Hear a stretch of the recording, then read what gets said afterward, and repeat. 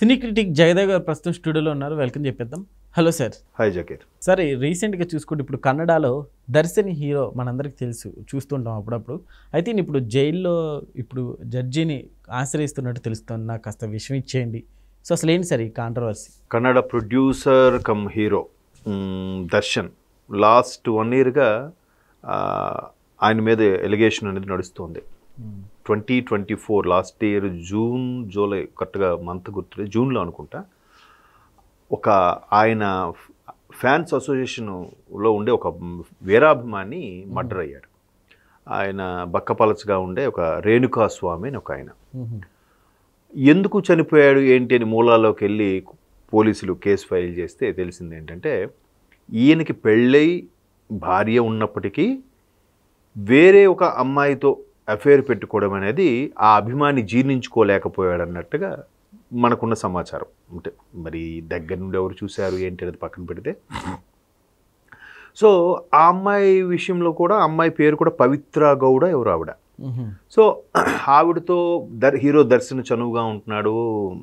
జనరల్గా అంతే కదా, హీరో మన అభిమాన హీరో మీద వేరే వాళ్ళ ఎలిగేషన్స్ ఇట్లా ఉన్నా కూడా మన వాళ్ళు జీర్ణించుకోలేరు. నార్త్లో ఆ కల్చర్ నడుస్తుందేమో కానీ సౌత్లో అభిమాన హీరో ఉన్నాడంటే వాడు శ్రీరామచంద్రుడిలాగా ఉండాలి, ఫ్యామిలీకి కట్టుబడి ఉండాలి.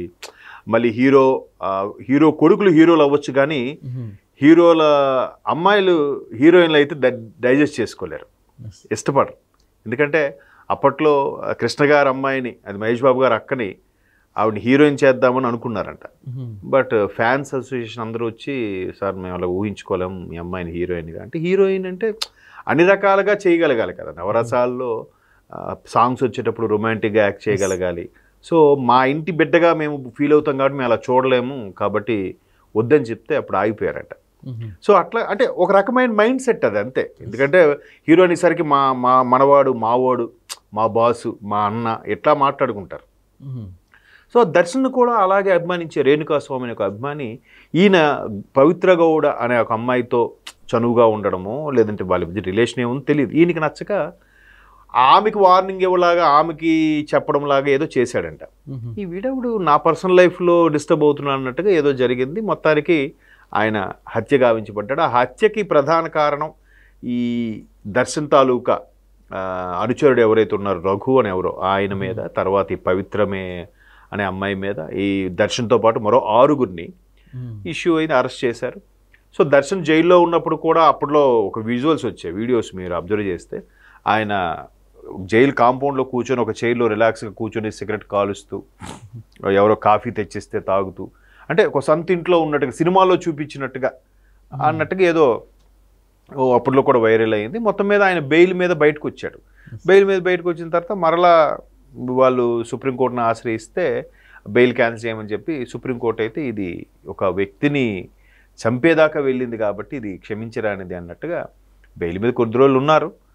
మరలా మొన్న ఆగస్టు 14th ఇప్పుడు సుప్రీంకోర్టు తీర్పు ఇచ్చింది ఇట్లా బెయిల్ క్యాన్సిల్ చేస్తున్నట్టుగా. సో ఇప్పుడు నాకు తెలిసి 14th 15th నుంచి ఆయన జైల్లోనే మొగ్గుతున్నాడు. ఆల్మోస్ట్ 1 month వస్తుంది, ఇంకొక 5 రోజుల్లో 1 month అయిపోతుంది. సో జైల్లో ఎలా ఉంటుందంటే, సినిమాలో చూపిస్తారు చూసారు క్లైమాక్స్లో ఈయనకి కఠిన కారాగార శిక్ష, అట్లా ఏమి ఉండదు మామూలుగా. కాకపోతే బయట ప్రపంచంతో సత్సంబంధాలు ఉండవు, వాళ్ళకి ఫోన్లు గట్రా ఏమి ఉండదు. 3 పూట భోజనం పెడతారు, ఏవైనా మంచి మంచి కార్యక్రమాలు అవి చేపిస్తూ ఉంటారు. లోపలగా సినిమాలో చూపించిన పనులు చేయించడం అనేది మ్యాండేటరీ ఏం కాదు, వాడు కావాలంటే చేయాలంటే చేసుకుంటే దానికి వచ్చే అమౌంట్ కూడా వాడు భద్రపరుచుకోవచ్చు. లోపల ఐరన్ చేయడం కానీ, లేవ కొన్ని ఇప్పుడు రాజమండ్రి సెంట్రల్ జైలు వాళ్ళు అక్కడ ఉండే జైలు ఖైదీలే పెట్రోల్ బంక్ కూడా నిర్వహిస్తున్నారు షిఫ్ట్ల వారీగా. వ్యవసాయం చేసి పంట పండించి వచ్చిన ఆ కూరగాయలు లేదా ఆకుకూరలతో వాళ్ళు ధనం కొంత సేవ్ చేసుకోవడం, లేదా ఎవరికి తెలిసిన పని, ఈ చెక్క పని వచ్చినాడు అనుకోండి, చెక్క పని ఏమైనా చేస్తే బయట ఒక 10 రూపాయలు ఇస్తే లోపల 5 రూపాయలు అలా ఇస్తారట. అంటే నాకు ఎవరో మిత్రుడు చెప్తే తెలిసింది. సో అట్లా చేసుకోవచ్చు, కానీ కంపల్సరీ చేయాలనే లేదు మళ్ళీ. సో అట్లాగా ఉంటుంది. కాకపోతే ఈయన ముందు నుంచి లావిష్ లైఫ్లో ఒక హీరోగా ఉన్నాడు కాబట్టి సాధారణంగా అంటే ఎలా ఉంటుంది, ఒక మిడిల్ క్లాస్ ఫ్యామిలీ వాళ్ళు 4 గోడల మధ్యన ఒక ఫ్యాను అట్లా ఉంటుంది, ఏసీ రూమ్లు అవి ఉండవుగా. సో మేబీ ఈయనకి మన దగ్గర అయితే చాలామంది జైలు జీవితం గడిపినా కూడా వాళ్ళకి ఏసీలు టీవీలు అన్నీ ఉన్న సందర్భాలు కూడా ఉన్నాయి మన దగ్గర. సో ఆయనకి అవేవి లేనట్టున్నాయి. అందుకు ఆ స్నానం సరిగ్గా లేక ఇప్పుడు ఆ మధ్యన ఎవరొక ఇట్లాగే యూట్యూబ్ ఇన్ఫ్లుయెన్సర్ ఒక ఆయన ఇట్లాగే నోటుకొచ్చినట్టు వాగాడు ఏదో సనాతన ధర్మం గురించి, పేరు అనవసరం. సో ఆయనకి అరెస్ట్ చేస్తే ఆయన బెయిల్ కోసం అప్లై చేసిన అంశం ఏంటంటే, నేను లోపల ఉండడం వల్ల సూర్యకిరణాలు సరిగ్గా పడకపోవడం వల్ల నాకు డి విటమిన్ డెఫిషిట్ అయ్యి శరీరంలో ఉండే చాలా అవయవాలు ఇబ్బంది కలుగుతున్నాయి, నేను సరిగ్గా నడవలేకపోతున్నాను అన్నట్టుగా అప్లై చేసుకున్నాడు. సో సేమ్ ఇక్కడ కూడా దర్శన్ చెప్పే ఆప్షన్ ఏంటంటే, రోజుకి సెంటు కొట్టుకోవడాలు ఇవన్నీ ఉండవుగా, స్నానం చేయడాలు, టబ్లో చేయడాలు అవి. సో అట్లాగే నా బట్టలు నాకే ఇబ్బంది కలిగిస్తున్నాయి, కంపు కొడుతున్నాయి, సరిగ్గా జైలు గోడల నుంచి బయటికి రావాలంటేనే ఆప్షన్స్ లేవు, పైగా సూర్యరశ్మి సరిగ్గా తగలట్లేదు అన్నట్టుగా, కాబట్టి నాకు బతకాలని లేదు, కాస్త విషమిచ్చి చనిపోవడానికి నాకు పెర్మిషన్ ఇవ్వండి అన్నట్టుగా పెట్టాడంట. ఏదేమైనా తప్పు చేసేది కాబట్టి శిక్ష విధించేది ఎందుకంటే, ఇట్లాంటి అయ్యో మనం చేసింది ఇంత పెద్ద తప్ప అని మనిషి రియలైజ్ అవ్వడం కోసమే జైలు పెట్టింది. సో ఒక కిరణ్ బేడి లాంటి వాళ్ళు ఫస్ట్ లేడీ ఐపీఎస్ ఆఫీసర్ అంటారు, అటువంటి వాళ్ళు చాలా జైలు సూపరింటెండెంట్గా పనిచేసినప్పుడు కూడా అందులో ఉండే ఖైదీల్ని మార్పు తెచ్చే ప్రయత్నం చేశారు. వాళ్ళు మారి మరలా జనజీవన స్రవంతిలో కలిసి ఎప్పుడులాగా అందరితో సఖ్యతగా ఉండాలనేదే జైలు యొక్క ముఖ్య ఉద్దేశం. అంతేకాని వాడికి ఏదో శిక్ష విధించాలి, వాడికి సినిమాలు చూపించినట్టుగా దొంగలు పట్టుకొని తిరగడము, మొయ్యడము, రాళ్ళు కొట్టడం అట్లాంటివే ఉండవు.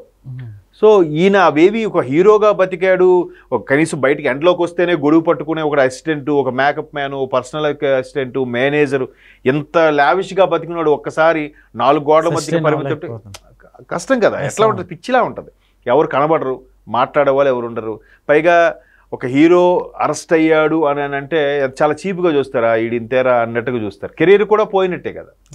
సో అటువంటి ఇష్యూ కావడం నిజంగా లైఫ్లో విరక్తి కలుగుతుంది, నాకు విషయం ఇవ్వండి, నేను తాగి చనిపోతాను అన్నట్టుగా కోర్టుకి విన్నవించుకున్నాడు. మేబీ అది కూడా లాయర్ల సలహా అయి ఉంటుంది, వాళ్ళ తరపు లాయర్లు వాళ్ళు మీరు ఇట్లా పెట్టండి చూద్దాం ఏమైనా వస్తుందేమో అని. సో మొత్తం మీద ఆ రేణుకాస్వామి చనిపోవడం వెనుక ప్రధాన కారణం ఈయనే అయ్యాడు అన్నట్టుగా వాళ్ళు పోలీసులు కేసు ఫైల్ చేశారు కాబట్టి అరెస్ట్ అయ్యాడు ఆయన. దీని వెనక ఎవరైనా ఉండి ఉండొచ్చు అనుకోవచ్చు సార్, ఎందుకంటే ఈయన హీరో, ఎంతో డబ్బు ఉంటుంది. సో ఈ రోజుల్లో ఒకవేళ హత్య చేసినా కానీ తప్పించుకోవడానికి చాలా ఈజీ వేస్ ఉన్నాయి.